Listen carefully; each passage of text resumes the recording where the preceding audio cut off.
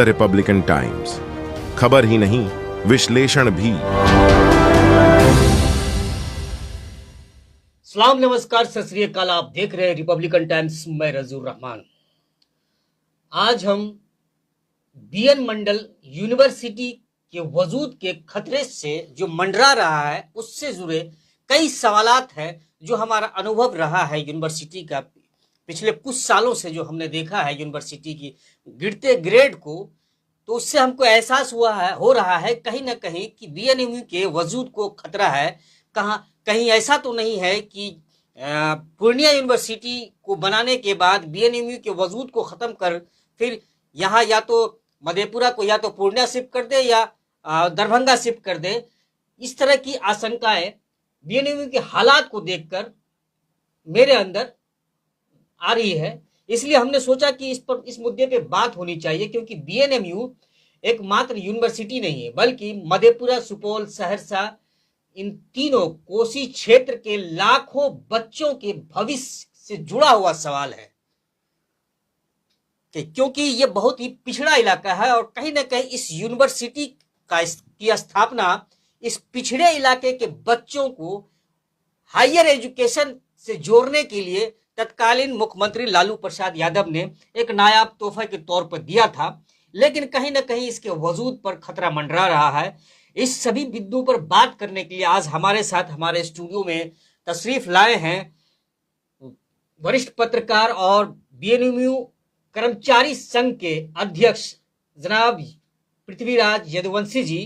हम इनसे बात करेंगे उन सभी मुद्दे पर जिसका हमने अनुभव किया है, जो आशंकाएं मेरे अंदर जगी है, मालूम होती है जो स्थिति को देखकर, उन सभी मुद्दे पर हम बात करेंगे यदुवंशी जी से। यदुवंशी जी, आपका रिपब्लिकन टाइम्स में बहुत बहुत शुक्रिया। आपने यहाँ कीमती वक्त, हालांकि थोड़ी देर लगी आने में, कहीं ना कहीं बिजी होंगे आप, लेकिन आपने यहाँ पधारे और इस अहम मुद्दे पर इसको गंभीरता से लेते हुए आप यहाँ आए हैं।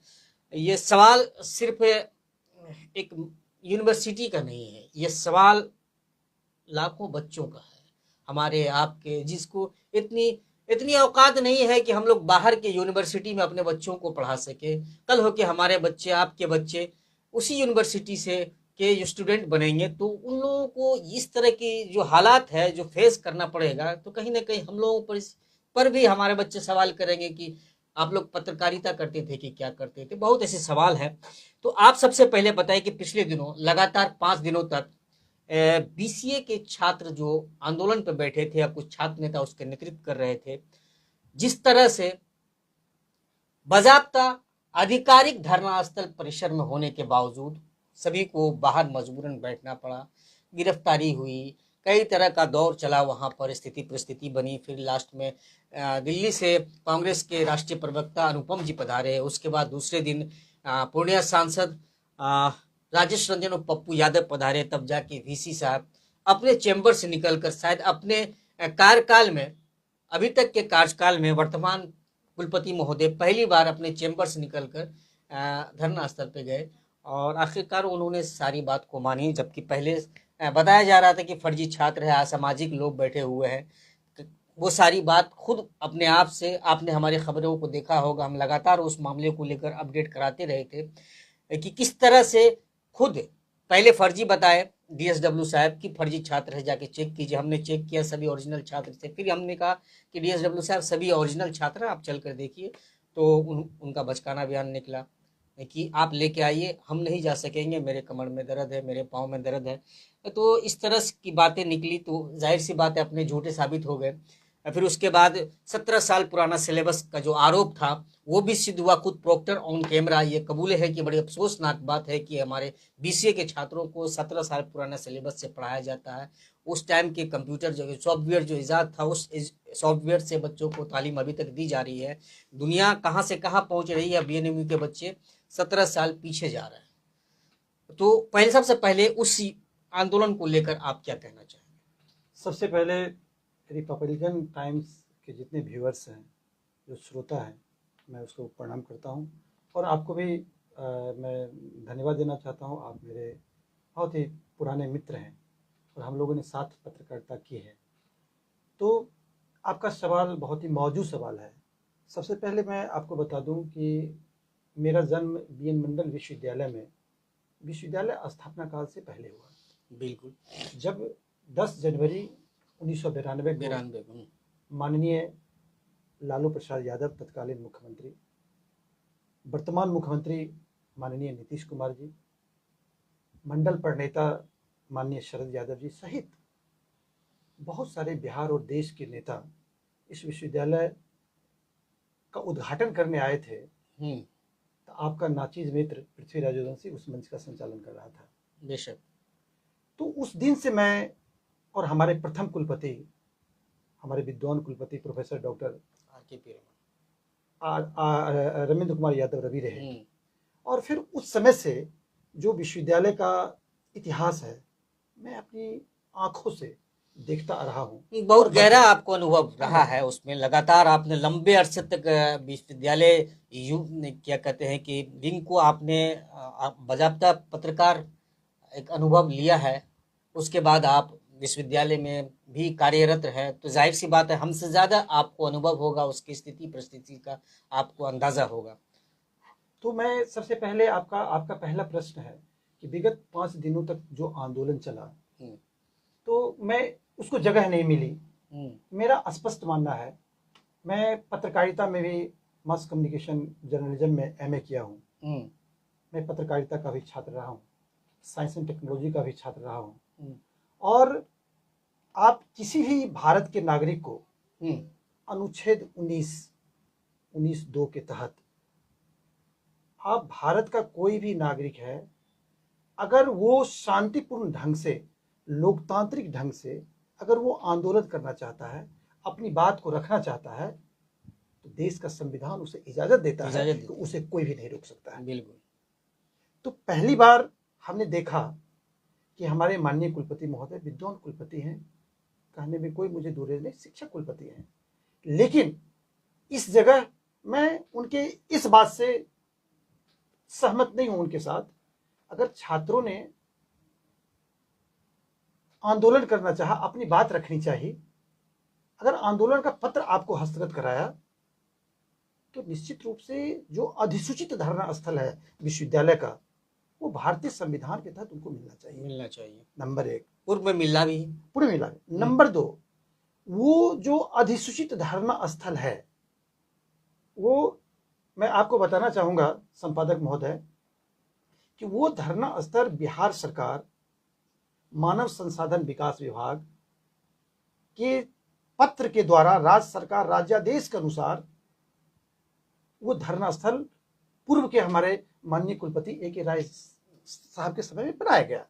उसमें वो स्पष्ट था कि धरना स्थल सभी सुविधाओं से युक्त होना चाहिए, स्पेशियस होना चाहिए, पेयजल की व्यवस्था होना चाहिए, बिजली पानी की व्यवस्था होना चाहिए, उसमें 2 शौचालय होना चाहिए, एक गर्ल्स के लिए एक बॉयज के लिए, आगे स्पेस होना चाहिए। आप उसको दीजिए, किसी भी व्यक्ति के लोकतांत्रिक अधिकार को नहीं छीना जा सकता। बिल्कुल। तो मैं विश्वविद्यालय प्रशासन की इस बात से सहमत नहीं हूं, उनको मिलना चाहिए। फिर छात्रों ने वहां बैठा, उसके बाद आपने बात की कि छात्रों पे एफआईआर किया गया असामाजिक तत्व बताकर, तो मैं इस संबंध में इससे भी बिल्कुल मैं सहमत नहीं हूं विश्वविद्यालय प्रशासन से। विश्वविद्यालय अपने छात्रों को असामाजिक तत्व बता दिए। छात्र ही नहीं रजबुल भाई, छात्र ही नहीं, इस देश का कोई नागरिक, रिक्शा पुलर से लेकर भारत के महामहिम राष्ट्रपति तक, अगर अपने लोकतांत्रिक अधिकार के तहत कहीं धरना पर बैठते हैं, आप उससे अलग नहीं कर सकते हैं। क्या ये विश्वविद्यालय केवल छात्रों का है? यहाँ के आम नागरिकों का नहीं है? बिल्कुल है।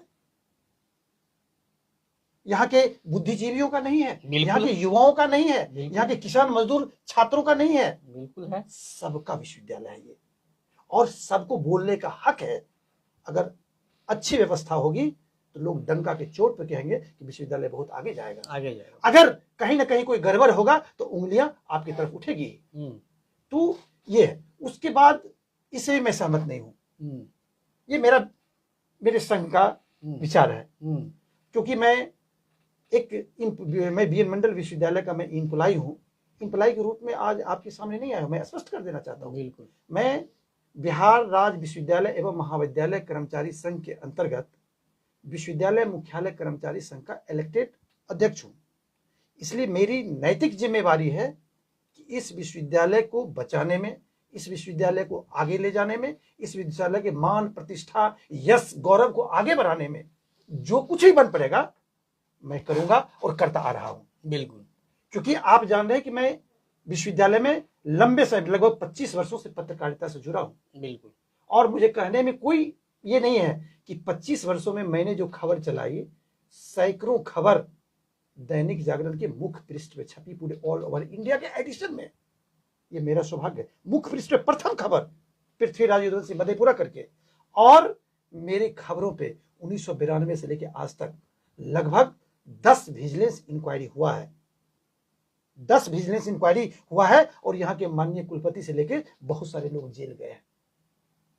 तो रजीबुल भाई, मैं आपको कहना चाहता हूं, हम हो कि आप हो, कोई हो, अगर आप गलत करेंगे तो आपको माफ ना समाज करेगा, ना कानून करेगा, ना कोई करेगा। खैर, जो भी हो, जहां तक रही एफआईआर की बातें, मैं विश्वविद्यालय प्रशासन के इससे भी मैं सहमत नहीं हूं। कारण कि पुलिस प्रशासन से शैक्षणिक संस्थान को नहीं चलाया जा सकता है। माननीय कुलपति महोदय, मैं स्पष्ट कहना चाहता हूं, बेबाक डंके के चोट पे कहूंगा कि जब पहले छात्र उग्र होते थे तो पुलिस कहती थी इसके गुरु को बुलाओ, बिल्कुल, तब ये शांत होगा।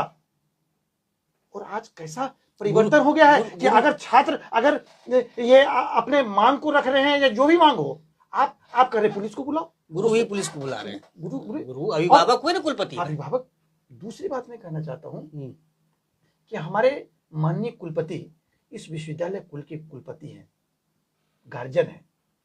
आपका बच्चा है, चाहे कोई शिक्षक हो, कोई कर्मचारी हो, कोई छात्र हो और कोई भी आम लोग हो, वो सारे लोगों के गार्जियन आप महत्वपूर्ण गार्जियन हैं। क्योंकि विश्वविद्यालय दुनिया का सबसे बड़ा इंस्टीट्यूशन होता है, संस्था होता है, जहां ज्ञान का सबसे, उससे ज्यादा कहीं ज्ञान नहीं दिया जाता। चाहे पीएचडी हो कि डिलीट हो कि जो कुछ भी हो, वहां से पढ़ के लोग यूनिवर्सिटी से लेके कॉलेज तक प्रोफेसर बनते हैं, बड़े से बड़े आईएएस बनते हैं, आईपीएस बनते हैं, बड़े से बड़े पदों पर जाते हैं। आप उसके संरक्षक हैं, आप उसके माननीय कुलपति हैं। तो माननीय कुलपति महोदय को बच्चों से बात करना चाहिए, बुला के उनसे कहना चाहिए क्या प्रॉब्लम है। इससे पहले के कुलपति बैठ जाते थे धरना पे, भाई तुम्हारा क्या प्रॉब्लम है, क्या प्रॉब्लम है। हाँ, आप एक बार बच्चों को कह दीजिएगा क्या प्रॉब्लम है, कर्मचारी को कह दीजिएगा क्या प्रॉब्लम है, वहीं पे तो उसका हौसला बढ़ जाएगा, वो ऑटोमेटिकली आप सिलेंडर कर जाएगा। और दूसरी बात यह है, जो सच है वो तो सच है, सच को स्वीकार करना पड़ेगा। बिल्कुल। मैं दुष्यंत कुमार की पंक्ति कहना चाहूंगा, अगर हिम्मत से सच को हो तो बुरा मानते हैं लोग, हिम्मत से सच को हो बुरा मानते हैं लोग। मुझे रो रो के बात करने की आदत नहीं रही, मैंने तमाम उम्र अकेले सफर किया, मुझ पर किसी खुदा की इनायत नहीं रही। आज सबसे बड़ी बात है कि लोग सच बोलना छोड़ दिए। तो यही सारी बात है। ये आपके प्रश्नों का मैं एक सेकंड रोकना चाहेंगे। हम जो लोग अभी हमारे दर्शक, हमारे शुभचिंतक या हमारे अभिभावकगण अभी इस प्रोग्राम को लाइव देख रहे हैं, उनसे गुजारिश है कि इस खबर को आप शेयर कीजिए और ज़्यादा से ज़्यादा शेयर कीजिए, ताकि ये हर लोगों के कानों तक पहुँचे और इससे वो लोग भी अवगत हो, ताकि हमारे बच्चों के भविष्य के साथ भविष्य में भी खिलवाड़ ना हो सके। आप भी थोड़ा रिक्वेस्ट कर दीजिए, गुजारिश कर दीजिए दर्शकों से कि इस खबर को ज़्यादा से ज़्यादा शेयर करें, ताकि काफ़ी अहम मुद्दा है।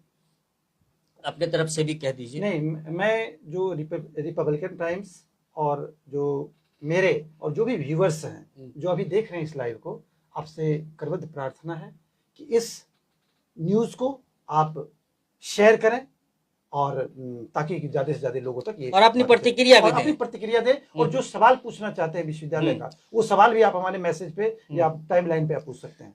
अब दूसरा सवाल ये है, हम लोगों ने काफ़ी लंबे समय तक यूनिवर्सिटी पे, हालांकि फिर हम चूंकि हमारी व्यस्तता हो गई तो हम उतना ज़्यादा यूनिवर्सिटी, लेकिन आप लगातार यूनिवर्सिटी में जमे रहे हैं। लेकिन जब जितने साल हमने यूनिवर्सिटी में शुरुआत में समय दिया, हमने यूनिवर्सिटी में देखा, खास करके अगर अपनी जमात की हम बात करें पत्रकारिता की, तो एक धमक हुआ करती थी। एक धमक हुआ करती थी कि पत्रकार अगर मेन गेट से क्रॉस करते थे तो सारा सिस्टम सही हो जाता था। लेकिन आज वो धमक खत्म हो चुकी है। इसमें हमें जो 2-3 हमने आंदोलन को बड़ी गंभीरता से कवरेज किया है, उसमें हमको अनुभव हुआ है कि यूनिवर्सिटी प्रशासन यस नो भी पत्रकार से ही सुनना चाहते हैं। यस या नो के अलावा आप कुछ नहीं बोल सकते। हम जो बोले उसको तस्लीम कर लीजिए, हम कहे हाँ तो हाँ कहिए, हम कहे ना तो ना कहिए। इस तरह की आदी हो चुके हैं। वो पत्रकारों को भी वो चाहते हैं कि यही बात, सवाल ना करें वो हमसे, और हम जो बोले उस पर लब बैक कर दें। ये चीज तो पहले नहीं थी। बड़ा दम से अखबार में या कोई भी टीवी चैनल, उस वक्त, अभी उस वक्त डिजिटल का जमाना नहीं था, खबरें छपती थी, बड़े डंके के चोट पे छपती थी खबरें, और प्रशासन में भी धमक रहती थी, सारी चीजें दुरुस्त रहती थी।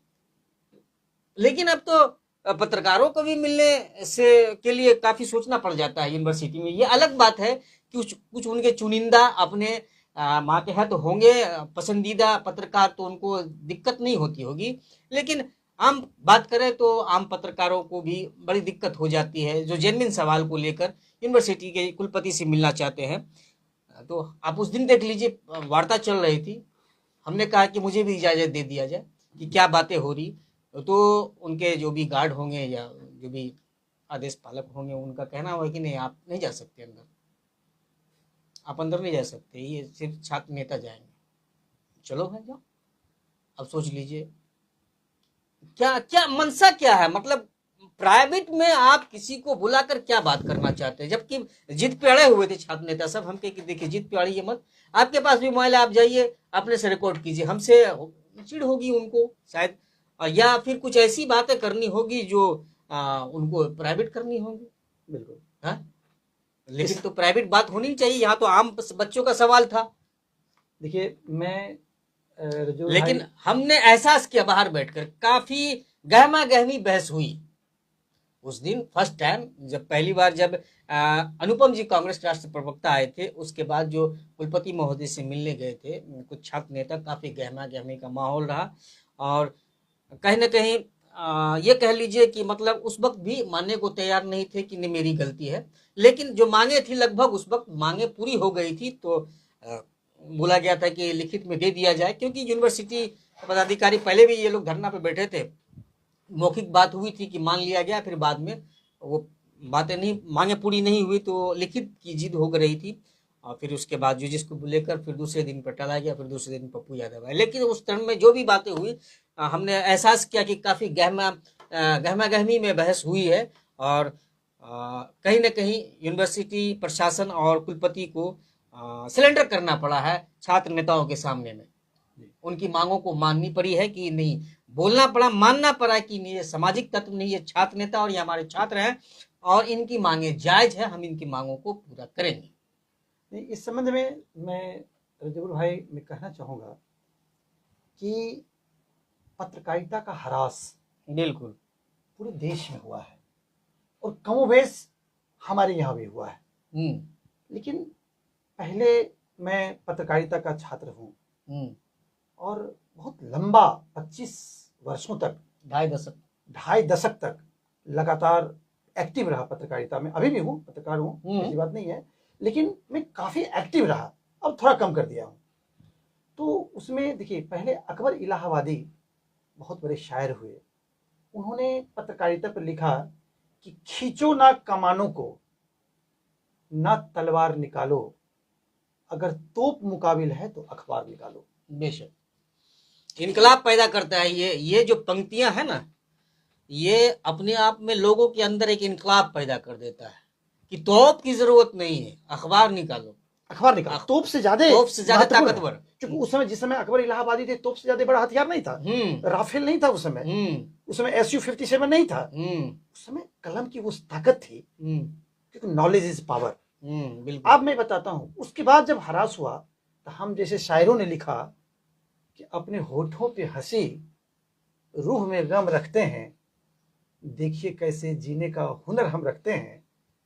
आप हाथों में लिए फिरते हैं तलवार तो क्या, हम नहीं डरते कि हाथों में कलम रखते हैं। बेशक। ये पत्रकार था। लेकिन मैं एक पत्रकार होने के नाते जो पत्रकारिता में अवमूल्यन हुआ है उसके संबंध में मैं कहना चाहूंगा, एक पत्रकार ही ये बात पंक्ति कह सकता है। मैं कहना चाहूंगा कि लश्कर भी तुम्हारा, सरदार भी तुम्हारा, लश्कर भी तुम्हारा, सरदार भी तुम्हारा, झूठ को सच लिख दो अखबार भी तुम्हारा। अखबार भी तुम्हारा। बिल्कुल। इस परिस्थिति में हम लोग जी रहे हैं। बिल्कुल। अब आपके प्रश्न पे मैं आता हूं कि जहां तक लोकतंत्र का चौथा स्तंभ पत्रकारिता है, fourth pillar of the democracy, जमहूरियत की आवाज है। अगर पत्रकारिता, अगर आवाज समाप्त हो जाएगी तो हमारा लोकतंत्र समाप्त हो जाएगा। जो 95% दबे कुचले पिछड़े लोग हैं, जो इंप्लॉय हैं, वो तो केवल अखबार या पत्रकारिता मीडिया को देखते रहते हैं कि क्या हो रहा है। आज हम लाइव में हैं, विश्वविद्यालय के संबंध में पूरा आपका जितना व्यूअर्स है, हमारा जितना व्यूअर्स है, पूरा सब लोग देख रहा है कि भाई क्या बात है, क्या बात हो रही है। तो ये कहेंगे ये नहीं होना चाहिए। मैं माननीय कुलपति महोदय समेत मैं तो उनसे अनुरोध ही कर सकता हूं, और भी जो जहां है मैं उनसे कहना चाहूंगा कि अगर कोई पत्रकारिता में है, अगर कोई अखबार वाला है, प्रेस मीडिया का है, electronic media, print media, web media, तो वहां एक अपनी बात रखने का सशक्त माध्यम है, वहां रखना चाहिए। खैर जो भी हो, तो वो हुई बात। तो मेरा तो यही कहना है कि अब आगे कोई सवाल हो तो आप हमसे पूछ सकते हैं। आगे अब दूसरा सवाल हम कर्मचारियों को लेकर के, जो 86 कर्मचारी एक साथ कई यूनिवर्सिटी में, उनकी बहाली भले ही कॉन्ट्रैक्ट पे हुई हो, लेकिन उन लोगों को कई जगह सुनते हैं कि बहाल कर लिया गया है परमानेंट। लेकिन मधेपुरा, ये बीएन मंडल यूनिवर्सिटी प्रशासन आज तक भी, आपने देखा होगा, आप भी अपने नज़रों से देखा है कि आंदोलन करते हुए अपनी मांगों को लेकर, इसी मांग को लेकर 2 या 3 कर्मचारी धरना स्थल पर ही दम तोड़ दिए। बावजूद उसके उन लोगों की मांगे आज तक पूरी नहीं हुई। चूंकि आप कर्मचारी संघ के अध्यक्ष हैं, आप विस्तार पूर्वक इस पे अपनी बात रखें कि आखिर क्या माजरा और क्या आशंकाएं आपको सता रही है। बिल्कुल, आपने बहुत अच्छा और मेरे दिल का सवाल आपने पूछा। इसके लिए मैं रिपब्लिकन टाइम्स को पुनः मैं धन्यवाद देता हूँ। क्योंकि मैं आपको बताना चाहता हूँ राजीव भाई कि इससे पहले भी मैंने कहा कि मैं पृथ्वीराज यदुवंशी विश्वविद्यालय स्थापना काल से पहले मैं टीपी कॉलेज में कंप्यूटर एजुकेशन देने के लिए आया और दे रहा था, जिसमें इसलिए मुझे फादर ऑफ कंप्यूटर भी शहर का कहा जाता है।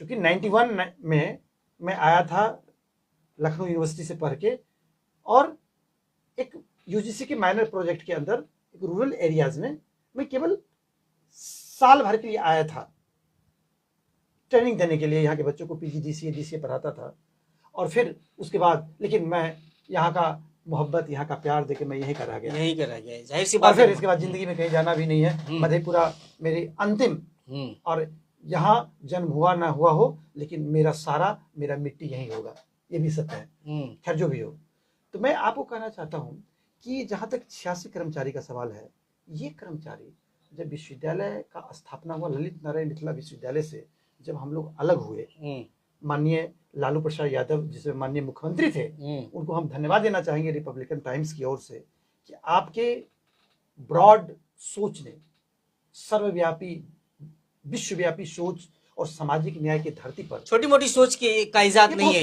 ये बहुत बड़ी बात है कि आपने यहाँ विश्वविद्यालय दिया। 7 जिलों में विश्वविद्यालय था, पूर्णिया और कोसी अंचल में। जिसमें विश्वविद्यालय बना, प्रथम कुलपति महावीर बाबू थे, सॉरी आर.के. यादव रवि थे, doctor professor R K. Yadav Ravi साहब थे प्रथम कुलपति, विद्वान कुलपति थे, हमारे संस्थापक कुलपति और धरती पुत्र यहाँ के, और विद्वान आदमी। टीपी कॉलेज के प्रोफेसर, राज्यसभा, लोकसभा, विधानसभा, बहुत बड़े ऑथर, कितनी किताब लिखे, और विद्वान आदमी को कुलपति बनाया गया। उसके बाद उन्होंने ये देखा कि यूनिवर्सिटी बनने के साथ हम किससे काम लेंगे। तो जो समाज के हम जैसे नौजवान थे, उनको कहा कि तुम आगे आओ, अगर तुम लिखना पढ़ना टेक्नोलॉजी में, तो यहाँ का फादर ऑफ कंप्यूटर हूँ, तो वहाँ का टेक्नोलॉजी भी बहुत ज़रूरी थी। तो हमने स्टार्टिंग से उनके कैबिनेट में रहकर और मेरे जैसे दर्जनों लोग शुरू किया।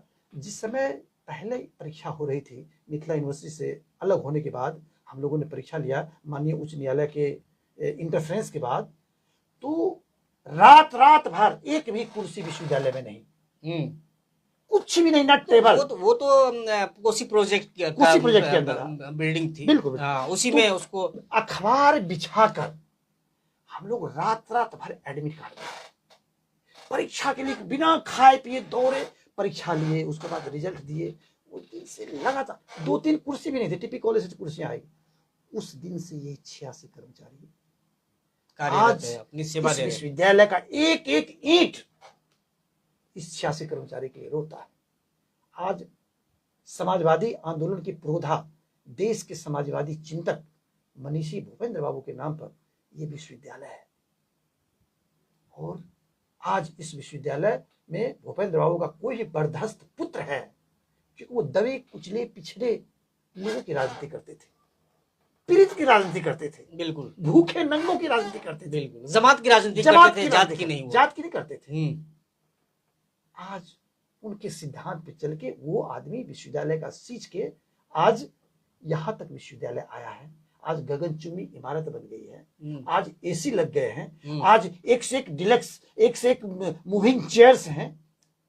आज विश्वविद्यालय का स्वरूप बदला हुआ है। राज्य सरकार यूजीसी इतना फंड दिया, किसके कारण? उसमें कुर्बानी किसकी है? उसमें अगर उस बाती के साथ, दिया के साथ तेल में जलने का काम किया है तो ये 86 कर्मचारी काम किया है। और आज वो उपेक्षित है। कल कार्यक्रम था, महामना भूपेंद्र बाबू की पुण्यतिथि थी। मुझे कर्मचारी संघ के अध्यक्ष होने के नाते मुझे बुलाया गया था। मैंने स्पष्ट शब्दों में कहा, माननीय कुलपति महोदय, भूपेंद्र बाबू की आत्मा 86 कर्मचारी में बसती है।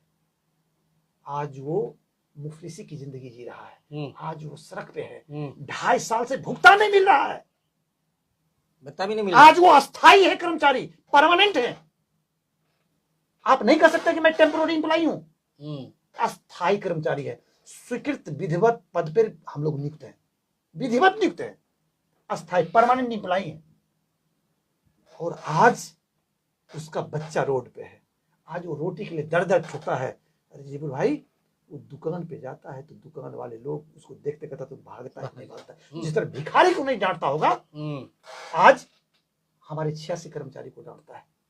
आज किस तरह वो जी रहा है। तो किसी इस चीजों को महसूस नहीं करते, दिल नहीं कलपता है बीएनएमयू प्रशासन के?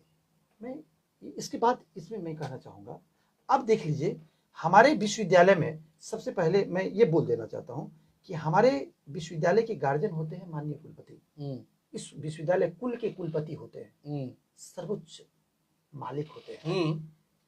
और हम आपके परिवार हैं। अगर आप मस्तक हैं माननीय कुलपति महोदय, तो हम उंगली भी हैं, आंख भी है, नाक भी है, कान भी है, पैर भी है।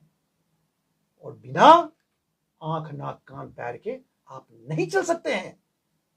तो मैंने उस कल की सभा में मैंने कहा कि जब तक 86 कर्मचारी दुखी रहेगा, ये विश्वविद्यालय आगे नहीं जा सकता है।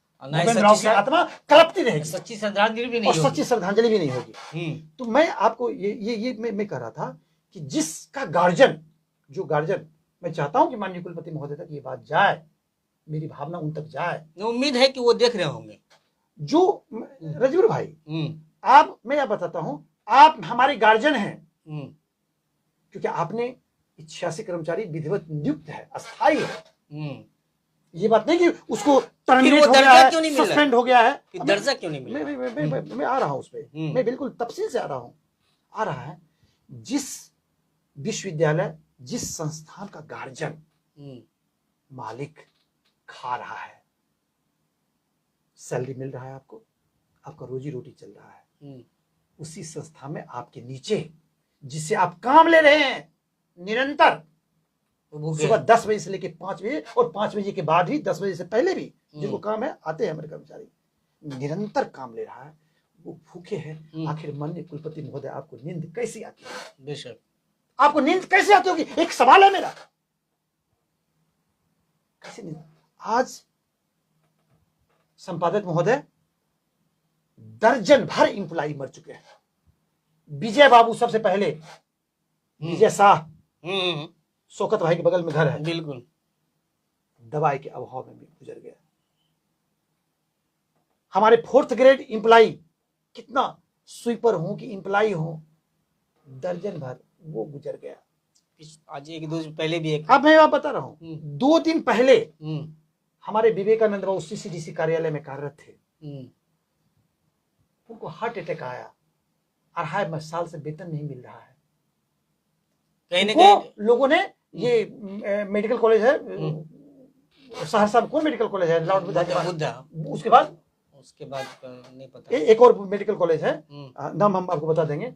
उस मेडिकल कॉलेज में पैसे के अभाव में भर्ती कराया गया, उसको ऑपरेशन करके स्टेंट लगाया गया, क्योंकि यहां तो एक्सपर्ट डॉक्टर है नहीं। कल परसों उसकी मृत्यु हो गई। उसके 2 छोटे छोटे बच्चे हैं, कहां जाएगा? हमारे नरेंद्र बाबू अभी वर्तमान में जो रजिस्ट्रेशन में कार्यरत है, आज उनको वो मेदांता पटना में जीवन और मौत से जूझ रहे हैं। बताइए। आज एक और अपॉइंटमेंट सेल के हमारे 4th ग्रेड इंप्लाई हैं, वो जीवन और मौत से जूझ रहे हैं। कितने इंप्लाई हैं? एक हमारे क्या कहते हैं होम साइंस या फिजिक्स के हैं किरानी, वो भी दयानंद जी, वो भी जीवन और मौत से जूझ रहे हैं। दर्जनों लोग जा चुके हैं। आखिर माननीय कुलपति महोदय, कितना कितना को आखिर इसका आह किसको जाएगा? किसको जाएगा? और हम लोग भीख नहीं मांगते हैं। मैं बताना चाहता हूं, इस रिपब्लिकन टाइम्स के बैनर के अंतर्गत जो भी हमारे बुद्धिजीवी हैं, आप हमसे सवाल कर सकते हैं। कोई भी नियुक्ति होती है, उसका नियम है कि पहले पोस्ट सैंक्शन होता है। पोस्ट सैंक्शन हुआ, उसके बाद एडवर्टीजमेंट होता है, एडवर्टीजमेंट हुआ, उसके बाद सिलेक्शन कमिटी बना माननीय कुलपति महोदय की अध्यक्षता में, जिसमें राज्य सरकार के प्रतिनिधि, जिसमें महामहिम राज्यपाल के प्रतिनिधि, सारे लोग, जिसमें SC ST के प्रतिनिधि, एजुकेशन एक्सपर्ट बाहर से, तमाम लोगों की सिलेक्शन कमेटी बनी। सिलेक्शन कमेटी ने इंटरव्यू लिया, 86 कर्मचारी को नियुक्त किया।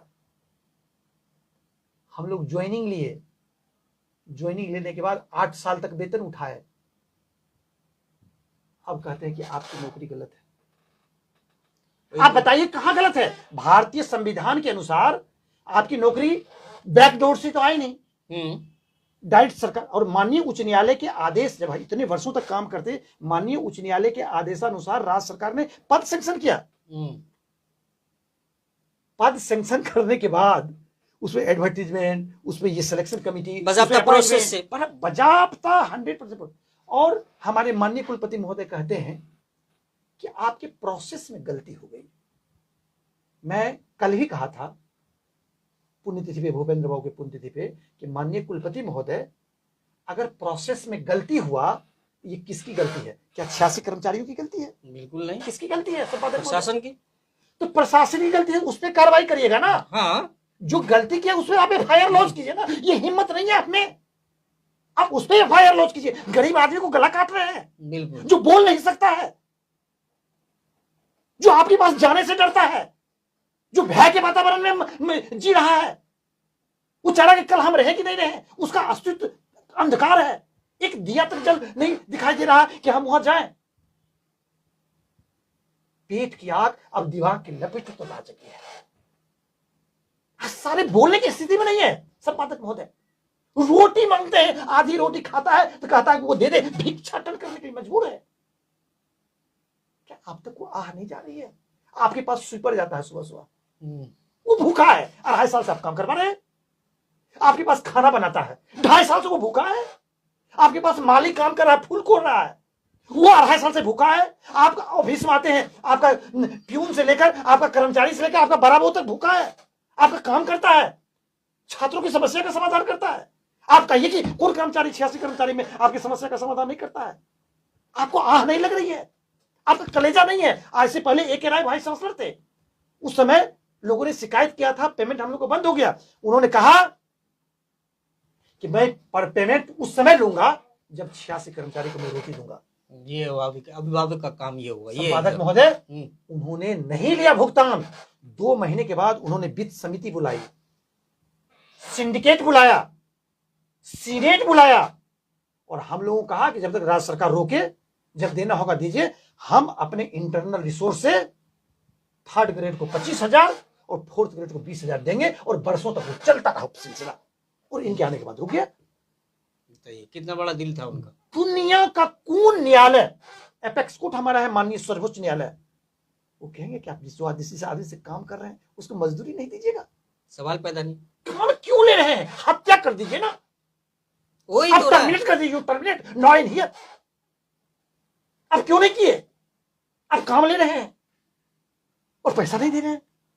जीवन यापन के लिए आप तो दीजिए, जो पहले भी दिए। क्या एक राय जेल चले गए? हम लोगों को अगर 25,000 20,000 अगर दिया, क्या वो जेल चले गए? आप जेल भेज दीजिए उनको। तो ये बहुत ही दर्द है।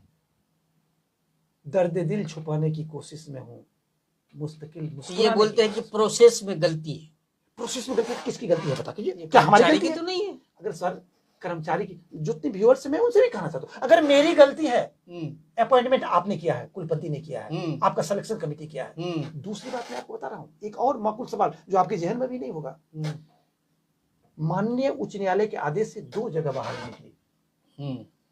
एक अपने बीएन मंडल यूनिवर्सिटी हेडक्वार्टर में, दूसरा फॉरबिसगंज कॉलेज फॉरबिसगंज में, जो अभी पूर्णिया यूनिवर्सिटी में है।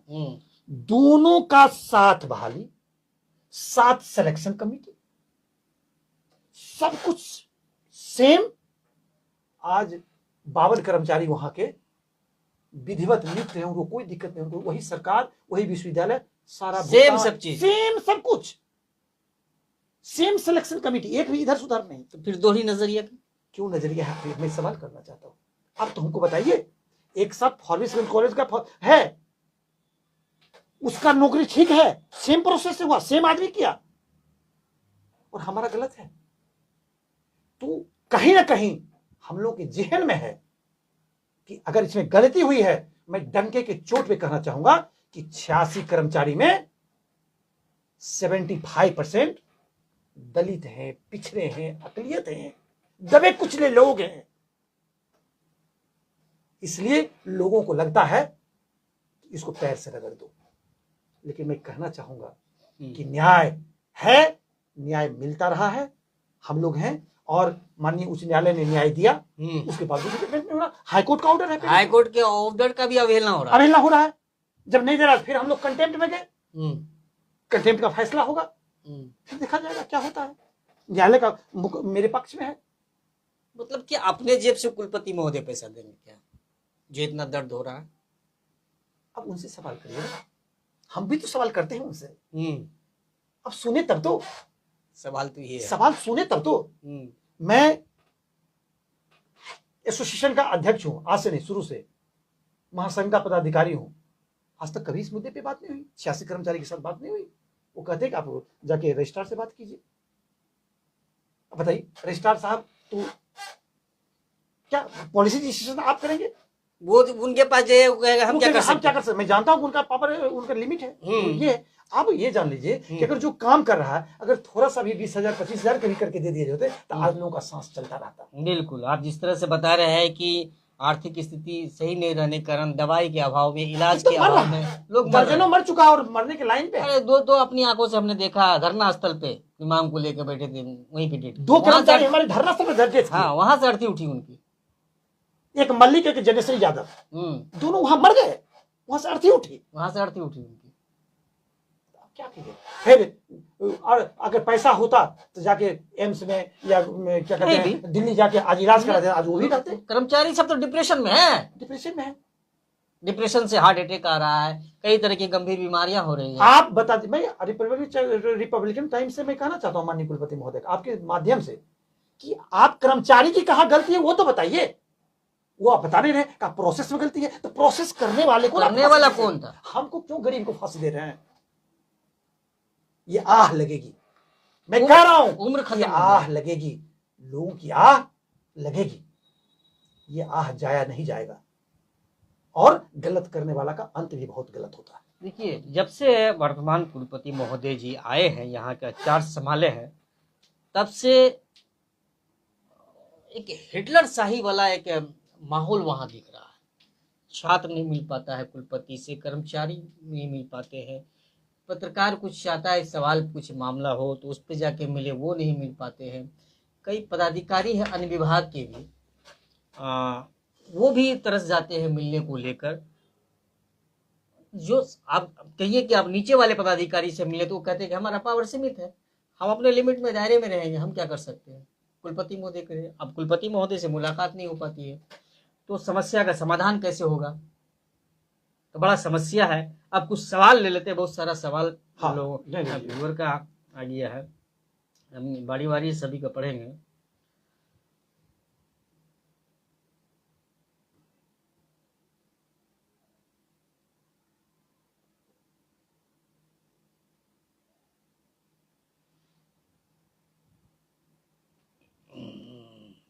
बड़ा आरोप लगा रहा है बिट्टू रावण जी।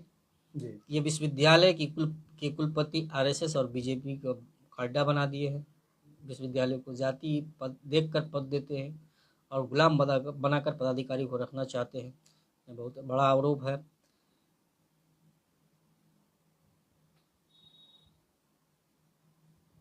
मेरी भी प्रतिक्रिया लेंगे इस पे? हाँ, उस पर ये आपको प्रतिक्रिया देना है। रावण जी हैं? हाँ, बहुत बहुत धन्यवाद।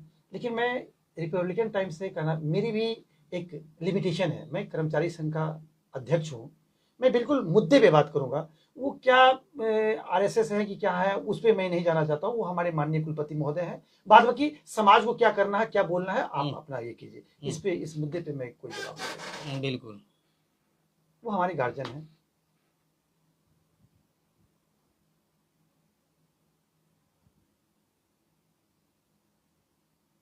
और कोई मौजूद सवाल है तो? हर्षवर्धन सिंह राठौर जी लिखते हैं कि भूपेंद्रनाथ मंडल विश्वविद्यालय अपना स्थापना के उद्देश्य को पाने में इसलिए असफल रहा क्योंकि यहाँ अपने खून पसीने से खींचने वालों के साथ न्याय नहीं हुआ। अपने कर्मचारियों की मृत्यु पर कुलपति श्रद्धांजलि का श नहीं बोल पाए और कार्यक्रम में जी भरकर बोले ही नहीं, बल्कि सुना कि खान पान भी हुआ। मतलब जो रेत की इधर हाल में, हाँ, उस मामले को लेकर नहीं, उस मामले को लेके मैं आपको कह रहा हूँ, हम इंतजार कर रहे थे कर्मचारी संघ के अध्यक्ष के नाते कि जो हमारी परंपरा रही है कि जो शिक्षक और कर्मचारी जिनका अंतकाल होता है तो उसमें माननीय कुलपति महोदय और विश्वविद्यालय प्रशासन वो क्या कहते हैं श्रद्धांजलि सभा का कॉन्डोलेंस का आयोजन करते हैं। लेकिन मैं 3 दिन से देख रहा हूँ विश्वविद्यालय प्रशासन की जो नींद है या इस संबंध में कोई वो कोई मरा तो मतलब परिवार तुम लोग मरा। हाँ, मैं कहना चाहता हूँ अभी तक में उनको श्रद्धांजलि क्यों नहीं दिया गया? बताइए, परिवार के क्यों नहीं? आज तक ऐसा नहीं हुआ था, किसी कार्यकाल में नहीं हुआ था। तो अगर कल श्रद्धांजलि नहीं दिया जाता है तो हम लोग जितने भी कर्मचारी हैं, जो भी शिक्षक हैं, जिनको कहेंगे हम लोग कल 3 बजे उन्हें, विवेका बाबू को, हमारे हीरा कुमार सिंह जो पूर्व सीनेटर थे, हमारे कर्मचारी संघ के बहुत बड़े हस्ताक्षर थे, उनका भी हार्ट अटैक में कल मृत्यु हो गई। बिल्कुल, तो उनका भी हम दोनों आदमी का कल श्रद्धांजलि। देखिए, बिल्कुल इसी हालात को देखकर राठौर जी का दूसरा सवाल है कि विश्वविद्यालय में कुलपति सहित अन्य पदाधिकारी की मनमानी में शिक्षक संगठन, कर्मचारी संगठन के आंदोलन की धार में आई कमी भी एक जिम्मेदारी नहीं है। आंदोलन में आई कमी भी कम जिम्मेदार नहीं है। मैं हर्षवर्धन सिंह राठौर से कहना चाहूँगा आपके माध्यम से कि मैं शिक्षक संघ की बात नहीं करता, हम कर्मचारी संघ की बात करते हैं।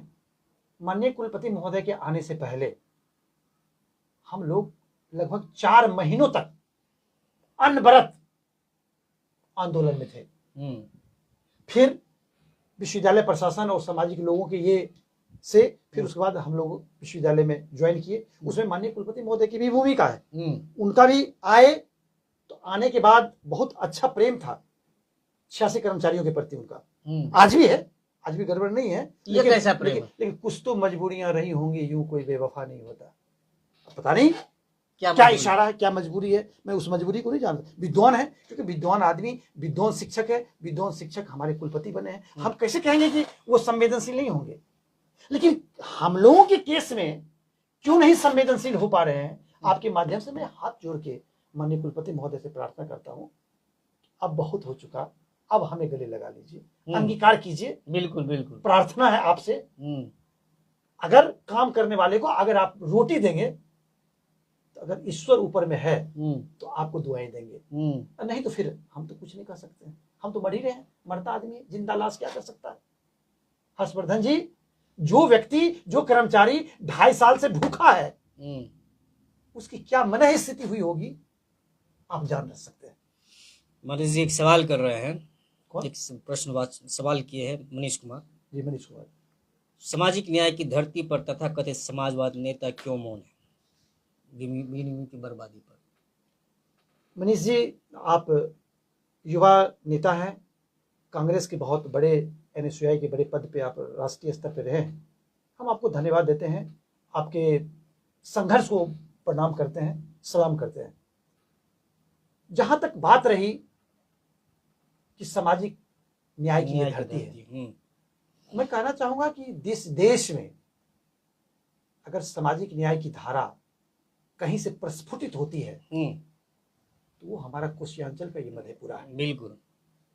हमारे रास बिहारी लाल मंडल, जिस समय अंग्रेजी हुकूमत थी, उस समय वो वाइसराय जॉर्ज पंचम के आगे झुके नहीं, बल्कि हाथ मिलाए, आमने सामने नजर से नजर मिला के बात की। वो मधेपुरा धरती के लाल। उनके पुत्र, 4 पुत्र में चारों पुत्र किसी ना किसी सदन के माननीय सदस्य रहे, और उनके पुत्र विद्वेश्वरी प्रसाद मंडल, BP मंडल साहब, पूरे देश और दुनिया में मंडल कमीशन, मंडल आयोग, मंडेला और मंडल, देश में 2 ही आदमी का नाम है सामाजिक न्याय, धर्मनिरपेक्षता, दबे कुचले पिछड़े की राजनीति में जो कि 27% आरक्षण का लाभ मिला, उनकी धरती है। भूपेंद्र बाबू, महान समाजवादी चिंतक, जब लोहिया मधेपुरा आते थे तो अपने भाषण में कहते थे कि मधेपुरा वासियों, मैं क्यों मधेपुरा आता हूं बार बार? इसलिए आता हूं कि भूपेंद्र बाबू की धरती है, ये धरती मुझे स्वतः खींच लेती है। आज कमलेश्वरी प्रसाद मंडल, जो डॉक्टर राजेंद्र प्रसाद संविधान सभा के अध्यक्ष थे, हमारे बिहार की धरती के लाल, प्रथम राष्ट्रपति, और उस संविधान सभा के मुख्य संवाहक बाबा भीमराव अंबेडकर साहब, जिनको मैं नमन करता हूं आपके माध्यम से, उन्होंने संविधान लिखा, और जो संविधान समिति थी, तो मधेपुरा का भी एक लाल संविधान समिति के सदस्य थे, वो कमलेश्वरी प्रसाद मंडल, चतरा वासी, जिनके नाम पे KP कॉलेज मुरलीगंज, बिल्कुल, उन्होंने अपनी जमीन देकर खोला। शिवनंदन प्रसाद मंडल बिहार के पहले विधि मंत्री थे, डबल MA उस समय थे, जिसमें कि हम लोगों के समाज में कोई अंगूठा छाप था, कोई दस्तखत करना नहीं जाता था, उस समय वो डबल MA थे, और बिहार क्या कहते हैं, लॉ मिनिस्टर थे, first law minister of Bihar. और कितने लोग, कितने महापुरुष की लंबी फहरिस्त है। JP कृपलानी, मधेपुरा से अंगीकार करके MP, तो फिर ऐसे समाजवाद की धरती पर इस तरह की मनमानी, इस तरह की शिकायतें, इस तरह की दोहरी नजरिया पर मौन हर तरफ से, तो सवाल तो उठेगा ही ना बॉस, सवाल तो उठेगा। देख लीजिए सब जगह से ऑफ, कहीं सभी जगह खामोशी, सन्नाटा, कुछ नहीं कोई बोल रहा है, क्यों खामोशी? खामोशी से मैं कहना चाहूंगा कि मधेपुरा की जो समाजवादी धार थी, वो मुझे कहने में कोई परहेज नहीं है, वो धार कुंद पर चुकी है। और यहां मधेपुरा में जो सामाजिक न्याय के लोग हैं, उनको कोई मतलब नहीं है कि विश्वविद्यालय कहां जाए, जिला कहां जाए, कहां क्या हुआ, समाज कहां जा रहा है। उनको अपने कुर्सी से मतलब है, चाहे हमारे यहाँ के सांसद हो, हमारे यहाँ के विधायक हो, हमारे यहाँ के विधान पार्षद हो, हमारे यहाँ की त्रिस्तरीय पंचायत समिति हो। सिर्फ मधेपुरा ही क्यों आप कह रहे हैं? सुपौल, सहरसा के भी विधायक, सुपौल के भी MP, कोसी की हम कहते हैं, कोसी की विश्वविद्यालय क्षेत्र अंतर्गत। हाँ। आज आज आज MP नहीं, MLA और MLC पूर्णिया के सांसद आ गए मधेपुरा इस आंदोलन से प्रभावित होकर, देखे किस तरह से तानाशाही वाली बातें हो रही, तो वो यहाँ आ गए, आंदोलनकारियों को समर्थन में आए मधेपुरा, वहां से पूर्णिया चल के यहाँ के। राजगुरु भाई, आपकी तरफ से मैं पूर्णिया के माननीय सांसद, बिहार का बेटा, मधेपुरा का बेटा को मैं धन्यवाद देना चाहता हूं कि राजेश रंजन और पप्पू यादव तक यहाँ के छात्रों, यहाँ के अभिभावकों की आवाज वहां पहुंच जाती है। लेकिन जो हमारे स्थानीय, यहाँ का स्थानीय, जिस हमारे MLA साहब, पूर्व मंत्री चंद्रशेखर बाबू, मैं उनसे सवाल करना चाहता हूँ, आप क्यों नहीं गए धरना स्थल पे? हमारे माननीय दिनेश चंद्र यादव जी हमारे MP हैं, मैं आपसे भी सवाल करता हूँ, क्या आपकी जिम्मेवारी नहीं है कि हमारे छात्र हमारे धरना पे हैं? या आप नहीं सकते थे हमारा विश्वविद्यालय कहाँ जा रहा है, हमारा जिला कहाँ जा रहा है, हमारा समाज कहाँ जा रहा है? ये जिम्मेदारी नहीं बनती, ये जिम्मेवारी नहीं बनती है हमारे सुपौल के सिर्फ वोट लेकर कुर्सी पर बैठने के लिए। तो ये समस्या का समाधान कैसे होगा? करोड़ों की मेडिकल कॉलेज बना दिया गया, एक भी डॉक्टर नहीं है। डॉक्टर है, एक इक्विपमेंट सेल चलाने वाला नहीं है, डॉक्टर है लेकिन आते नहीं है, कोई इलाज नहीं है, केवल वो बैंडेज होता है, जो वो कंपाउंडर का बनते क्यों है? तब कंपाउंडर का जो काम है वो मेडिकल कॉलेज में हो रहा है, तो ये जनप्रतिनिधि बनते क्यों है? और मैं अरे इनका भी तो काम है निगरानी करना। नहीं, आप ये कहते कि विश्वविद्यालय नहीं, हमारा ही विश्वविद्यालय है, हमारे विश्वविद्यालय में आप समझिए ना कि क्या हो रहा है, क्या हो रहा है, हमारे छात्र कहाँ जा रहे हैं, कहाँ कॉलेज जाते हैं तो उस तरह का क्वालिटी एजुकेशन नहीं है। लेकिन फिर भी मैं लालू जी को बार बार धन्यवाद देना चाहता हूं कि उन्होंने विश्वविद्यालय खोला। आज हजारों नहीं लाखों शिक्षक, लाखों छात्र आज इस विश्वविद्यालय से पढ़कर पूरे देश और दुनिया में कर रहे हैं। ये क्रेडिट जाता है तो only and only credit goes to our national leader, international leader, socialist leader, ex chief minister, ex rail minister, महामना आदरणीय लालू प्रसाद यादव जी। इसमें कोई दो राय नहीं है।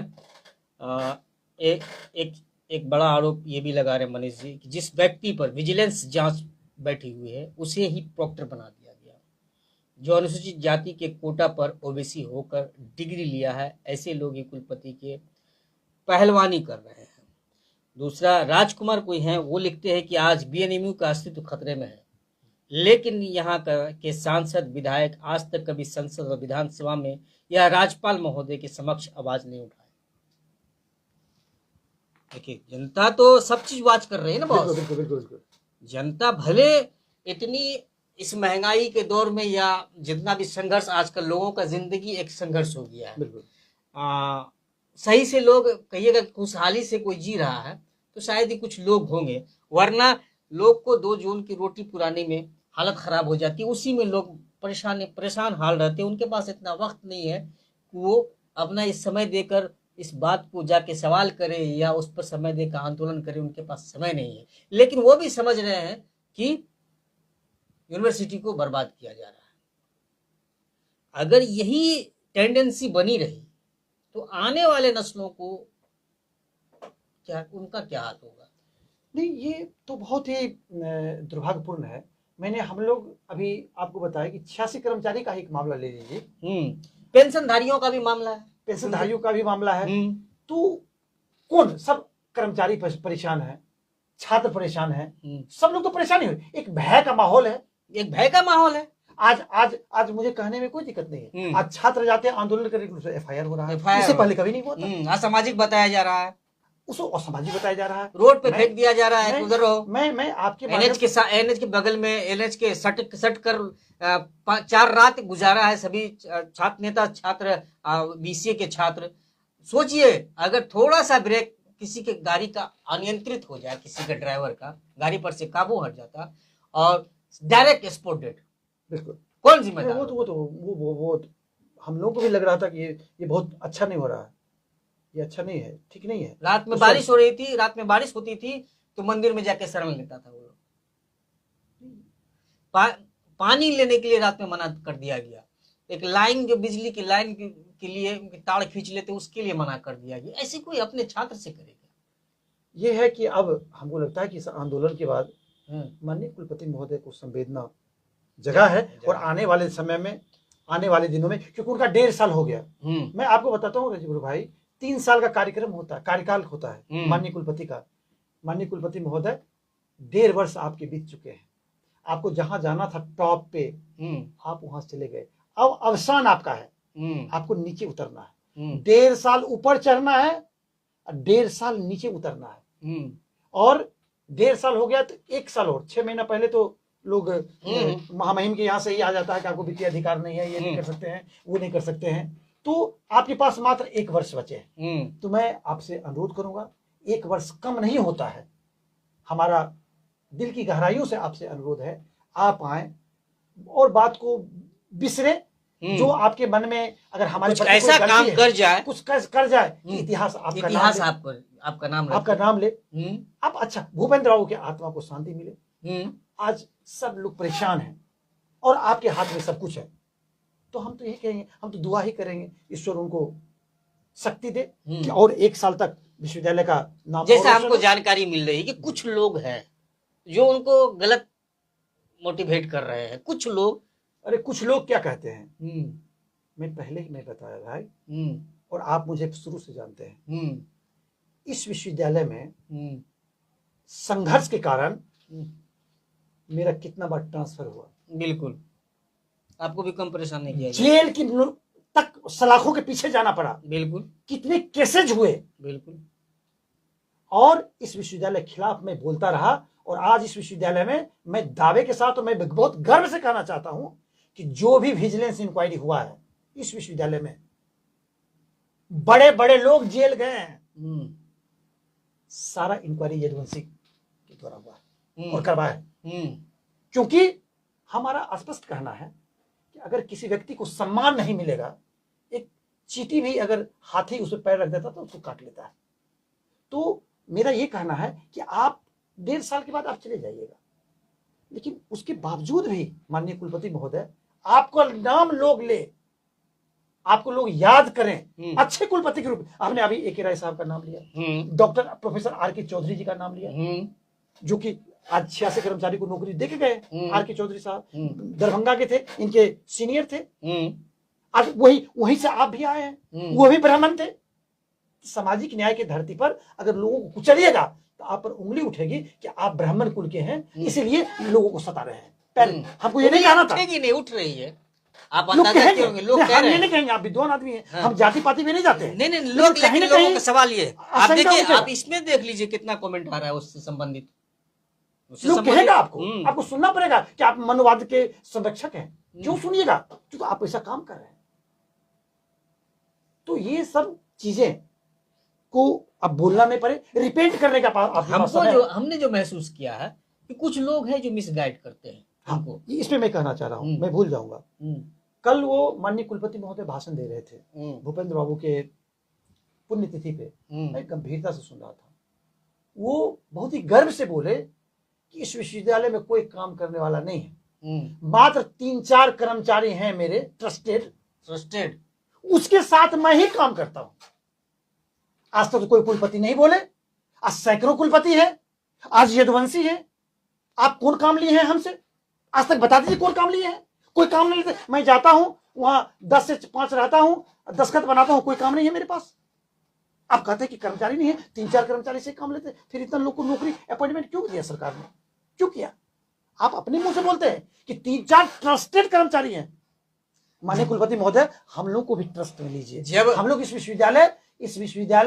विश्वविद्यालय में अपना सर्वस्व निछावर किए, इस विश्वविद्यालय के ईंट में हम लोग का प्राण है। बिल्कुल, इस विश्वविद्यालय को आगे ले जाना चाहते हैं आपके नेतृत्व में। जब गवर्नर को चेयर के मामले में गलत इंफॉर्मेशन दे दिए, चेयर स्थापित के मामले में कि 2-3 चेयर है, एक भी चेयर नहीं, बाद में वो गलती माने कि हमको गलत जानकारी मिली थी, उस अभाव में हम बोल दिए। इसी तरह गलत जानकारी उनको दिया जा रहा है। तो वही तो करे कि ये जो, तो इनको चाहिए अभी तक में सबक ले लेना चाहिए कि उनको खुद से, ठीक है आप इनपुट लेते हैं, लेकिन उस इनपुट का तहकीकात खुद से कीजिए। शायद आप उसमें कमी कर रहे हैं, जिसके कारण से आप लगातार, हमने देखा है कि आप मिस कर रहे हैं, और अपनी ही करने की वजह से आप पर उंगलियां भी उठ रही है। तो कहीं ना कहीं अगर आप आपके जो बड़ा हितैषी पदाधिकारी है उन पर आंख बंद करके विश्वास करने की आपको जरूरत नहीं है। आप कम से कम उसकी तहकीकात भी कर लीजिए कि हमारे हमारे जो क्या कहते हैं कि शुभचिंतक लोग हैं, वो जो इन्फॉर्मेशन दे रहे हैं या कुछ बता रहे हैं, चाहे किसी भी सुविधा के बारे में, व्यवस्था के बारे में या किसी भी चीज के बारे में, तो खुद से भी अपना से भी एक होता है ना, लोग जायजा ले लेते हैं कि इस बात में कहाँ तक सच्चाई है। इसमें हमको लगा कि कुलपति महोदय का इसमें बहुत बड़ी कमी है। वो जो सुनते हैं लबैक कह देते हैं कि यही सही है, और उसके बाद जो है ना फिर जो है ना हम देखें इस मैटर में देख लीजिए ना, उनको बोला गया कि फर्जी छात्र है, वो मान गए फर्जी छात्र है। उनको बोला गया कि असामाजिक तत्व है, वो मान गए कि असामाजिक तत्व है। क्या समझे? उनको बोला गया कि झूठा कोई आरोप, कोई मामला ही नहीं है, अनलीगल है, वो मान गए। बाद में उन्होंने एक्सेप्ट किया कि ये हमारे छात्र हैं, ये असामाजिक तत्व नहीं है, ये इनकी मांगे जायज है। बाद में फिर मान लिए। तो कहीं ना कहीं आपको जो कहते हैं कि हुजूर यही बात है, और आप कहते हैं हाँ मेरे अर्दली बोले हैं तो बात में दम है, यही सच्चाई है। एक बात मैं आपको कह रहा हूँ रजूर भाई, माननीय कुलपति महोदय को मैं बोलना चाहता हूँ, आपके माध्यम से मैं उनसे अनुरोध करवद प्रार्थना करना चाहता हूँ कि माननीय कुलपति महोदय, आप दूसरे के सुने हुए बातों पे विश्वास मत कीजिए। बिल्कुल, आप कान के कच्चे हैं। 1.5 साल में मैंने ये महसूस किया है। ये आपको मेरा धारणा गलत होगा, लेकिन मैंने जो महसूस किया है आपसे, आपके पास नहीं कभी, एक बार मैं उनसे मिलने गया हूँ, मेरी भी मुलाकात एक बार हुई थी। इस शराब मिलने वाला मामले पे हम गए थे बयान लेने के लिए। शराब जो बोतलें मिली थी तो हम उस पे गए थे, तो मुलाकात हुई थी हमारी उनसे एक बार, समझे ना? नहीं, 1.5 वर्षों में एक बार मुलाकात हुई, और दूर से आपकी 50 मीटर के इर्द गिर्द हम रहते हैं। बिल्कुल, जो महसूस करते हैं कि कान के आप बहुत कच्चे हैं, आपके अंदर जो लोग हैं ना चंडाल चौकरी, आज वो काबिल हुए जो कभी काबिल न थे। मैं उनके बारे में कह रहा हूं, आपके पीछे चारों ओर जो लोग हैं, आज वो काबिल हुए जो कभी काबिल न थे। मंजिलें उनको मिली जो दौर में शामिल न थे। बिल्कुल बिल्कुल, ऐसे लोगों को, अब ऐसे लोगों को आप रखते हैं जिनका इस समाज में कोई रिकॉग्निशन नहीं है। आज जिसमें आप नाज करते हैं, आज रोड पे, सड़क पे आने के बाद, एक देहात में कहावत है, उनको कुत्ता नहीं पूछता है। वो आपके शुभचिंतक है, वो आपके क्या कहते हैं सलाहकार है, सलाहकार मंडली में है, विश्वसनीय है, और हम लोग अविश्वसनीय हो गए। अरे हम कुलपति महोदय के लिए नहीं, बल्कि वो विश्वसनीय है जिनको पहले आरोप लगाते हैं कि फर्जी छात्र है। हाँ, जब आई कार्ड छात्र आई दिखाई, हम बोले कि सर सब आई कार्ड लेके बैठी हुई है, चल के देख लीजिए। गेट के बाहर आंदोलनकारी, गेट के पीछे 2 कदम पर पदाधिकारी DSW साहब बैठे हुए हैं। उनको बोले कि चल के देख लीजिए, हमको बोले कि आप लेके आइए, हमारा काम है वो। हम बोले आप क्यों नहीं जा सकते हैं? तो उनका कहना हुआ कि मेरे टांग में दर्द है। आप जिनके ऐसे जो शारीरिक रूप से बीमार हैं, उनको आप दे देते हैं इतनी बड़ी जिम्मेदारी, तो कहां से वो संभाल पाएंगे? जिनको 2 कदम चलने पर टांग में दर्द हो जाता है, वो इतनी बड़ी जिम्मेदारी को संभाल रहे हैं। आप सोच लीजिए क्या कर पाएंगे वो? 2 कदम चलने के लायक नहीं वो कहते हैं मेरे टांग में दर्द है। आप उसको बना देते हैं DSW। प्रोक्टर पहले बोलते हैं और फिर बाद में कहते हैं कि नहीं, क्या कहते हैं कि हाँ सही बात है, 17 वर्ष पुराना सिलेबस चल रहा है, अफसोस की बात है, 3 साल में अपडेट होना चाहिए, वर्जन पुराना है, क्या करें, अपडेट होते। इसकी जिम्मेदारी किसकी है? तो DSW की है, कल्याण पदाधिकारी की है। तो वैसे पदाधिकारी, वैसे प्रिंसिपल पर कार्रवाई क्यों नहीं होती है? तो अब करेंगे। अरे भाई अब क्यों करेंगे? तब कहाँ थे जब बर्बाद हो रहा है? आखिर बैठ के करते क्या है आप लोग? कौन सा हिसाब बड़ी करते हैं? ये हिसाब क्या चीज का होता है जो आपको शैक्षणिक व्यवस्था में जो गड़बड़ियां हो रही है उस पर ध्यान नहीं जा रहा है? कहाँ मशगूल रहते हैं, किस मग्न में रहते हैं, कौन सा लुत्फ उठाते हैं? जो इस सब चीज पर, जिस चीज के लिए आपको बैठाया गया है, जिस चीज के लिए आपको बैठाया गया उस पर ध्यान नहीं है। 17 साल पुराना सिलेबस पढ़ा रहे, मजाक है क्या? बच्चों के भविष्य को बर्बाद कर रहे हैं, मजाक है क्या? आप यूनिवर्सिटी के में पदाधिकारी हैं, कुलपति हैं, क्या के लिए है? बच्चा है तो इसलिए आपका चेयर है। बिल्कुल, आप जिस चेयर पे बैठे हैं कुलपति महोदय, इन बच्चों के वजह से, ये बच्चे नहीं रहेंगे तो आपकी इस कुर्सी का शिक्षक कहाँ, कर्मचारी कहाँ? छात्र पे ही है। हाँ, उसी पे आप तानाशाही रवैया अपनाइएगा। ये तो बड़ी शर्म की बात, 17 साल पुराना सिलेबस चल रहा है। आपको तो शर्म आनी चाहिए। आपके पदाधिकारियों की जो आपके जिम्मेदार, जिसको जिम्मा दिया गया है, उन पर भी आपको कार्रवाई करने के लिए, लेकिन सवाल है कि आप नहीं कर पाइएगा। अब क्यों नहीं कर पाइएगा? क्यों आप डरते हैं अपने गड़बड़ी करने वाले पदाधिकारियों पर भी कार्रवाई करने से? तो आप जानिए। लेकिन पब्लिक सब कुछ समझती है, पब्लिक सब कुछ समझ रही है। पब्लिक सब समझती है बॉस।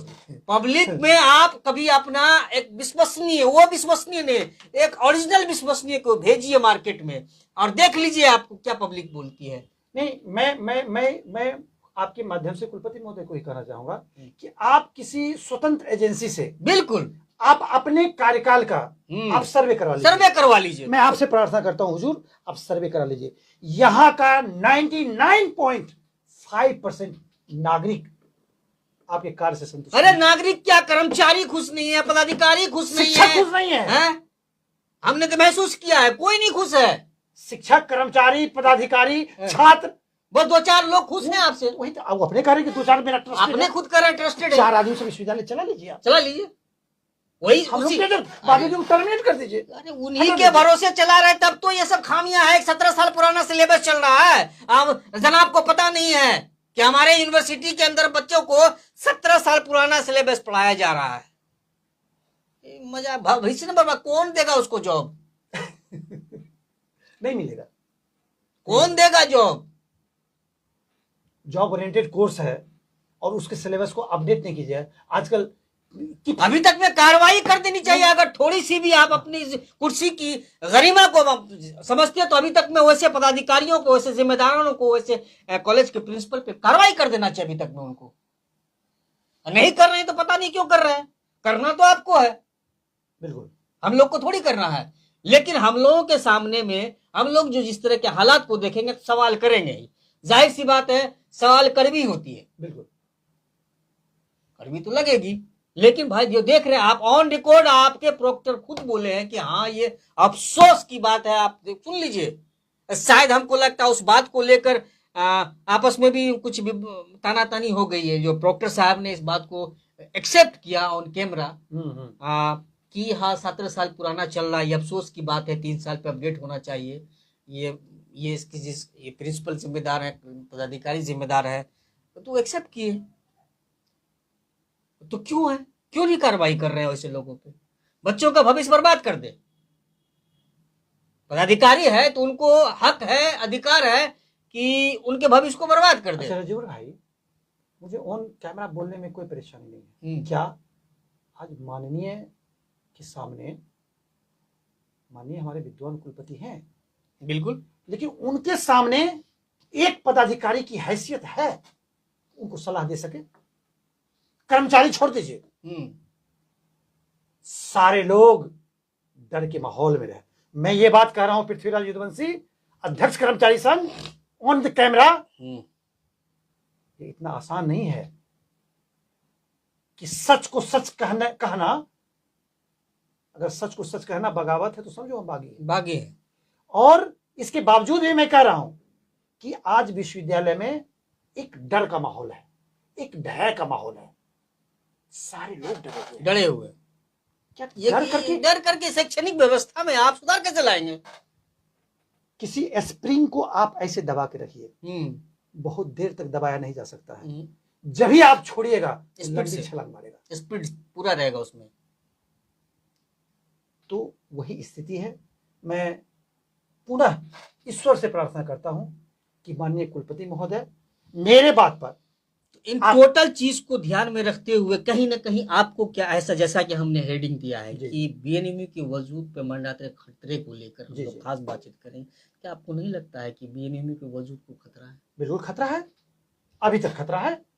स्थिति को देखकर इस पर हम सभी को, चाहे जो जिस पे जिम्मेदारी, एक आम आदमी के ऊपर भी जिम्मेदारी बनती है, चाहे वो जनप्रतिनिधि हो या हम अब जैसे पत्रकार हो या फिर समाज सेवी हो या फिर समाज के बुद्धिजीवी वर्ग हो, विधायक हो, एमपी हो, एमएलसी हो, जो भी यहाँ के लोग हैं, उन लोगों को कम से कम इसमें पहल नहीं करनी चाहिए, स्थिति को सुधार में नहीं लाना चाहिए। एनएनएस जो चल रहा था लतीफ बाबू के समय में, हाँ वो ऐतिहासिक था। राष्ट्रीय कैंप हुआ था, नेशनल इंटीग्रेशन कैंप हुआ था, वो एनएसएस का एक इतिहास था, वो एक स्वर्ण काल था, एनएसएस जो उस स्वर्ण लतीफ काल साहब के था। समय में स्वर्ण काल था, सच स्वर्ण में काल था वो। भाई। उसके बाद आपका कोई उस तरह की जिम्मेदारी अरे क्यों मैं नहीं तो निभाई? इतिहास हूँ, इंसाइक्लोपीडिया हूँ इस विश्वविद्यालय का, किसके बारे में अब कल खबर आई आप पूछिए ना, मैं कि बता देता हूँ आपको। उसकी सूरत में सुधार लाने के लिए बैठक करेंगे कुलपति महोदय। 1.5 साल से क्या कर रहे थे? नहीं आप करिए ना, हम कहे जब जागा तभी सवेरा।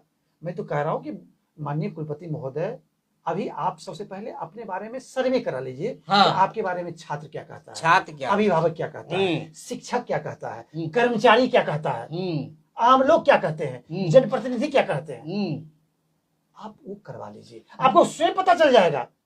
पहले के कुलपति लोग इस बात से फिक्रमंद होते थे कि हमारे कार्यकाल में जो भी काम हो रहा है उससे यहाँ के शिक्षक, कर्मचारी, स्टूडेंट्स, आम आवाम प्रभावित है कि नहीं, उसके नज़र में मेरी इज्जत है कि नहीं, हमारे किसी गलती से कहीं कुछ बातें ना हो जाए, इसका एक भय रहता था। लेकिन अब इसकी फिक्र ही नहीं किसी को, कोई फिक्र नहीं, कुछ भी सोचे कोई, अपना पीठ हम ही थपथपा लेंगे, हाँ हो गया, दुनिया जो बोले। ऐसे थोड़ी होता है, इतिहास यहाँ बन जाता है ना लोगों का। अरे आप और 1 साल 1.5 साल रहिएगा, चले हाँ। जाइएगा, लेकिन लोग सोचिए क्या बोलेगा। कुछ ऐसा करके जाइए कि लोग हमेशा आपको अच्छे। संपादक हाँ। महोदय, कुलपति होना बहुत बड़ी बात है। बिल्कुल। माननीय कुलपति महोदय ने बहुत बड़ा पुण्य किया होगा पूर्व जन्म में या इस जन्म में भी, आपको ये अपॉर्चुनिटी मिली है। लेकिन इस अपॉर्चुनिटी को समाज कल्याण में लगाइए, समाज में लगाइए, छात्रों में लगाइए, शिक्षकों में लगाइए, कर्मचारियों में लगाइए, इस संस्था का उत्थान कीजिए। आज मैं देश के विभिन्न मंचों पे, आज एंकर के रूप में आप जानते हैं, आप लोग कहते हैं कि राष्ट्रीय नहीं अंतर्राष्ट्रीय मंचों पे भी मैं लगातार जाता हूँ। देश का कोई ऐसा महोत्सव उत्सव नहीं होता है जहां मैं एंकर नहीं रहता हूं, नहीं जाता हूं। देश का कोई ऐसा बड़ा से बड़ा सेमिनार नहीं होता है जहां मैं नहीं जाता हूं। बिल्कुल बिल्कुल मौजूद उपस्थिति रहती है। रिसोर्स पर्सन के रूप में जाता हूं, गेस्ट के रूप में जाता हूं, पार्टिसिपेंट्स के रूप में नहीं जाता हूं। तो कहने का मतलब है कि पूरे देश में जाता हूं, देखता हूं, सुनता हूं। मैं ये कहना चाह रहा हूं कि ये विश्वविद्यालय 1.5 साल आपके पास समय है, कम समय नहीं है। आप हम सबको बुलाइए। आज तक कर्मचारी के साथ बैठक आपने किया है? नहीं किया है। छात्रों के साथ आपने बैठक किया है कि तुम्हारा क्या डिमांड है? आपने नहीं किया है। और मुझे लगता है कि शिक्षकों के साथ भी आपने बैठक नहीं किया है। क्या आम शिक्षक है? आप बताइए, हम आपका क्या है? जब कोई भी कुलपति आते हैं तो ये करते हैं। तो मैं कहता हूं कि अभी भी है, आप करिए, सबको बुलाइए, हम लोग आपका साथ देने के लिए तैयार हैं। आप चलिए, आगे चलिए, विश्वविद्यालय को और आगे ले जाइए। बिल्कुल, अगर आप सही दिशा में विश्वविद्यालय को ले जाएंगे, जाहिर सी बात आपको किसी की हेल्प की जरूरत नहीं पड़ेगी, लोग खुद ब खुद कर देंगे। मधेपुरा एक ऐसी धरती है, यहाँ आने से लोग पहले डरते हैं, और यहाँ आने के बाद यहाँ के लोगों का समर्पण भावना और जो प्यार मोहब्बत है, उससे जैसे आप देख लीजिए, आप आए, आप किस बदौलत मधेपुरा में रहते? बिल्कुल प्यार की, बहुत मोहब्बत की, बस यही इतिहास रहा है मधेपुरा का। तो आपको जरूरत भी नहीं पड़ेगी, इतने चाहने वाले आपके बन जाएंगे। लेकिन सवाल है, कुछ कीजिए तो सही। हमेशा विवाद में ही रह रहे हैं। जब से आए 3 गेट हो गया है, ताला लगा दिया जाता है। ऐसे थोड़ी होता है। जिसके लिए यूनिवर्सिटी बनाई गई है, वजूद में आई है, उसी को आप मिलने से पाबंदी लगा देते हैं। आखिर जाएगा? आपके पदाधिकारी कहते हैं कि हमसे क्या सुन लो, हम क्या कर सकते हैं, कुलपति महोदय को बोलो। अब वहां लगा हुआ अलीगढ़ वाला ताला, तो बेचारा क्या करेगा? अब ये भी पिछले दिनों जो घटना हुई, 1 महीना 1.5 महीना पत्राचार का दौर चला, बाज़ाब्ता प्रमाण, लेकिन कोई सुनने वाला नहीं। अब कुलपति महोदय मिलने वाले नहीं। नतीजा मजबूर होके उस सबको जो है ना, रोड के किनारे में, एनएच के बगल में 5 दिन भूख हड़ताल पे बैठना पड़ा। तो लोग को मजबूर आप ही कर रहे हैं ना। ऐसी स्थिति परिस्थिति क्यों बना देते हैं? हमने भी फेसबुक पे लिखा था कि माननीय कुलपति महोदय को छात्रों से वार्ता करनी चाहिए। बिल्कुल हमने लिखा, क्योंकि देखा कि वो जायज है, आप बात कीजिएगा तब तो समस्या का समाधान। अब वही समस्या समाधान के लिए आप यहाँ आए हैं। बिल्कुल, बंद कमरे में आपके यहाँ एसी चल रहा है, एसी में बैठने नहीं आए नहीं हैं। आए। आप इसलिए बुलाए कि समाज जान रहा है कि रिपब्लिकन टाइम्स की एक जिम्मेदारी है समाज के प्रति, बिल्कुल। उसको आप नहीं पूर्ण कर रहे हैं। बिल्कुल। उस तरह माननीय कुलपति महोदय आपकी भी जिम्मेदारी है, विश्वविद्यालय के छात्रों, शिक्षकों, कर्मचारियों की जिम्मेदारी उसे प्रॉब्लम को समझना, उसी के लिए आपको बैठाया उसी के गया। लिए बैठा है। और आपका क्या काम है? आपको क्या काम है? उसी के लिए वही काम है ना। आप कुलपति हैं इसलिए लोग कह रहा है। आप 1.5 साल के बाद चले जाएगा तो आपको कौन पूछने जाएगा कि भाई आप ये परेशानी है, वो परेशानी है? कौन बोलने जाएगा? कौन बोलने जाएगा? तो इस अवसर को भूलाइए तो सही। हाँ, इसको अच्छा कर्म कीजिए, फिर आगे आने वाले दिनों में और अच्छा कीजिए। इसको गंवाने के बजाय इस पर इसका फायदा उठाया जाए और एक ऐसा इतिहास रच दिया जाए। अगर चाह लेंगे, काबिल लोग हैं, नो डाउट, जी जी कुलपति महोदय काबिल लोग, बिल्कुल बिल्कुल। अगर चाह लेंगे तो 1.5 साल 1 साल का समय इनके लिए कम नहीं होता, पर्याप्त है। और ये चाहेंगे हृदय परिवर्तन हो, बिल्कुल इस सूरत बदल के रख देंगे यूनिवर्सिटी की। बिल्कुल। लेकिन बशर्ते है कि ये सोच आपके अंदर, आपके दिमाग में आनी चाहिए और दिल में थोड़ी सी भावना जगनी चाहिए कि मुझे काम करना है युद्ध स्तर पर। आप देखिए, पीड़ितों को न्याय देना है, पीड़ितों को न्याय देना है, छात्रों को न्याय देना है, बिल्कुल, बस यही है। तो अब तो बहुत बहुत धन्यवाद यदुवंशी जी, काफी लंबा समय वक्त हो गया है और हम गुजारिश करेंगे जो भी लोग इस खबर को देख रहे हैं, इस लाइव को, इस पर अपनी प्रतिक्रिया दें और इस खबर को ज्यादा से ज्यादा शेयर करें ताकि और भी लोग इस मौजू पर, बीएनएमयू के वजूद के खतरे पर जो दिख रहा है, जो आशंका है, इस पर बातें करें, चर्चा करें और बीएनएमयू को बेहतर बनाने में अपना जहां जिस हिसाब से हो उस अपना योगदान दे। ये सिर्फ एक आदमी या मेरे चिल्लाने से या आपके चिल्लाने से नहीं होने वाला है, इसमें सबकी सहभागिता जरूरी है, सबका सपोर्ट जरूरी है और वो भी संवैधानिक तरीके से कानून के दायरे में रह के सभी लोग इस काम को अंजाम दे।